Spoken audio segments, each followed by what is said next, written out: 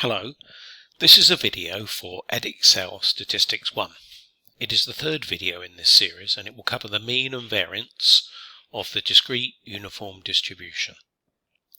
As mentioned in the previous video, it's possible to derive general formulae for distributions and then use those rather than the standard formulae for expectation and variance. In this video, we're going to look at how to do this for the discrete uniform distribution, which has the probability distribution function as shown. So this definition means that each value of the random variable is equally likely and has probability 1 over n.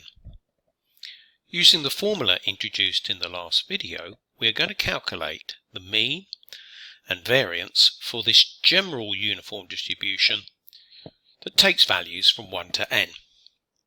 So as you can see, each of the values of the random variable has the same probability 1 over n. To find the mean, or expectation, we need to multiply each value of x by its associated probability. So we do 1 times 1 over n, which is simply 1 over n, 2 times 1 over n, which is 2 over n, 3 times 1 over n, which is 3 over n, and so on, all the way up to n times 1 over n, which is n upon n. Now, because we're going to calculate the variance as well, it's useful to calculate the values of x squared times the probability of x as well. So we get 1 squared over n, 2 squared over n, 3 squared over n, all the way up to n squared over n. So to find the expected value, first of all, or the mean, we're going to sum all the values in the second row of the table. So that's going to be 1 upon n plus 2 upon n plus 3 upon n, all the way up to n over n. We can see that 1 over n is of course a common factor here. So if we factorise that out, we will get 1 plus 2 plus 3 all the way up to n. In sigma notation, we would write that as the sum from I equals 1 to n of I, multiplied by 1 over n. And you might recognise this as the sum of the first n integers, or the nth triangular number. And there's a standard formula for this, which is a half n plus 1. So we can now multiply that by 1 over n. The n's will cancel, giving us a half n plus 1. So that's the formula for any uniform distribution that takes the values 1 to n. So now let's work out the variance. First of all, let's work out the expectation of x squared, which we worked out in the third row of the table. We saw that that was 1 squared over n plus 2 squared over n plus 3 squared over n, all the way up to n squared over n. Once again, 1 over n is a common factor, so we can factorise this out. So we'll then get 1 squared plus 2 squared plus 3 squared, all the way up to n squared. And there is a standard formula for this sum of squares that we can use once again.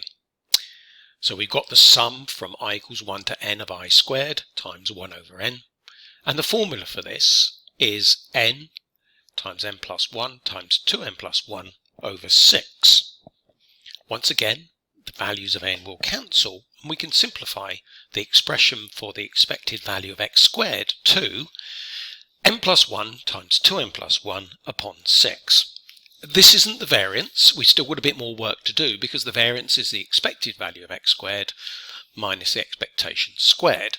So we can put the two formulae in that we've derived and simplify them to find an expression for the variance.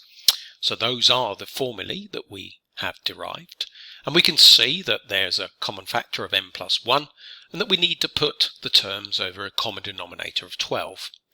So if we do that, this is the expression that we get, and it's then a case of simplifying the expression in brackets by multiplying out the brackets and then simplifying the expressions that we've got, and we end up with the expression n plus 1 times n minus 1 over 12, which can be written as n squared minus 1 upon 12 by multiplying out the two brackets on the top, writing it as the difference of two squares. So now let's look at an example of how we might use this. Consider the example of a fair 8-sided dice. So it takes the values 1 to 8, and we want to work out the mean, variance and standard deviation of the score.